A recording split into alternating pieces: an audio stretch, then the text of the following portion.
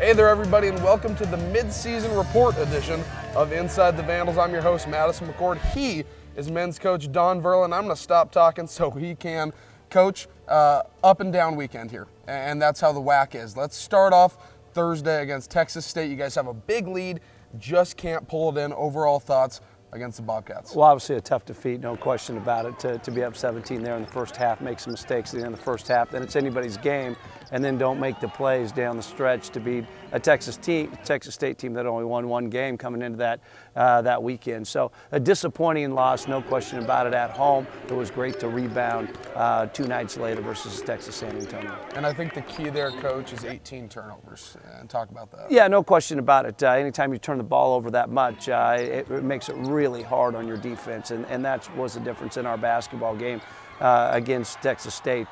We didn't do a good job taking care of the ball in the second half. We didn't defend it the way we normally have been defending it, giving them 60% from the field, 56% from the three-point line. Did not play well on the defensive side of the ball in the second half, and that's what ended up costing us that ball game against Texas State. That leads to 10 more shots for the Bobcats in their win there. And Coach, really coming into the game, Matt Staff for the Bobcats was kind of one of the big names to watch out for. A good physical guy inside. He can step out, take the three. It ends up being Joshua Wright. 37 points. Talk about his explosive night. Well, he's a very good player.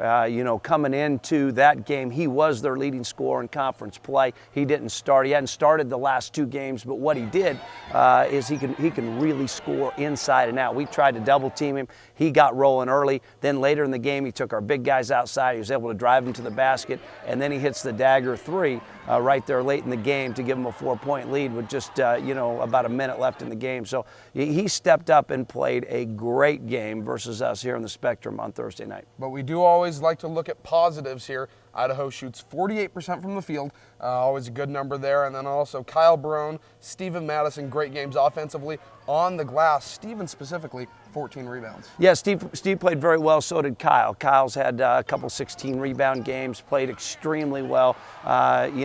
Because we didn't win both games this week, he probably won't be WAC Player of the Week, but he probably should be. Anytime you average over 20 points a game and in double-digit rebounds, and those double digits were high in the teens, 16 rebounds, it was a great effort by Kyle all weekend long, and that's what really helped us win against University of Texas San Antonio. Let's put our subtle hint into WAC Commissioner Jeff Hurd. Kyle Barone should win WAC Player of the Week. Now, that's what I think. So. Yeah, well, and unfortunately, I don't think our votes count too much.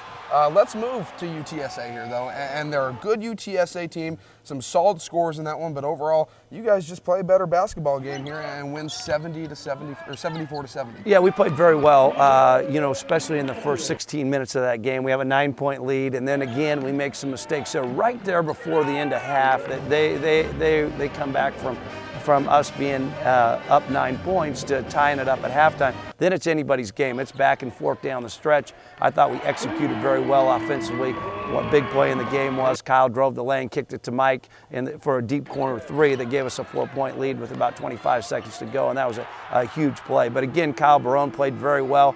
I thought he probably played as active and as aggressive as he has all year, rebounding the ball, scoring the ball. He's 10 for 10 from the field, set a school record. You couldn't expect much more from Kyle. Steven stepped up and played very well as it was nice to see Connor Hill make some shots in that game.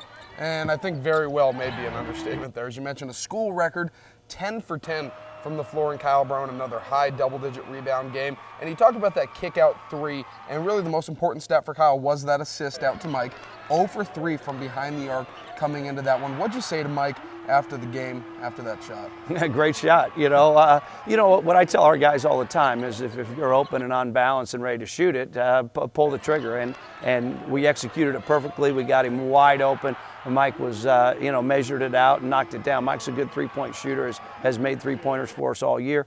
And so, it's just one of those things. That's what players need to do is players have to play. Players need to step up and make plays down the stretch. And I thought we did a great job of that in the San Antonio game, is making those winning plays. The player that really sparked any sort of run for UTSA was Michael Hale III, a local product in a way from North Idaho College, a transfer. Big game there, 21 points, 7 assists, 5 of 11 from deep. Talk about his play against you guys and moving forward in WAC here? Well, Michael obviously played very well, but originally, like you said, from Seattle, played at Federal Way High School, did 2 years at North Idaho. It came off a game of 35 points at Seattle U on Thursday night, had 31 the game before, and has another great night against us. And you know, we recruited Michael Hale, but I had Jeremy Geiger and Landon Tatum when he was here. I tried to get him to come in red shirt. He didn't want to do that, but boy, is he a tough nut. He really competes and really works hard. And he played all 40 minutes. He never wore out. He hit big shots when they needed it. It's just a credit to him. He's not very big, but he's tough. Well, I think you just answered the question that most people had is, why isn't Michael Hale here? And obviously, with Jeremy and Landon, that's a pretty good reason there. Now, let's move forward here, and I want to ask a pretty general question to you, Coach. And going back to a 17-point lead loss against Texas State, as a team, as a coach, how do you hold on to leads there? Well, you just got to continue to work on it and continue to put, you know, hopefully you don't lose those leads, but you just got to continue to play through those stretches. And we've been working extremely hard on taking care of the ball, and we have to take care of our basketball better. Is the hardest thing to guard in basketball is turnover transition, and it changes the entire momentum of the basketball game. So what we got to do is we just got to be a little more fundamentally sound. We can't make those easy, nonsense turnovers that lead to other teams getting on runs. All right, Coach. Well, we're going to take a break here. When we come back, we're going to get your mid-season grades for the team. We're also going to talk about a couple rematches here as we move into the second half of the WAC against Utah State and San Jose State right here on Inside the Vandals.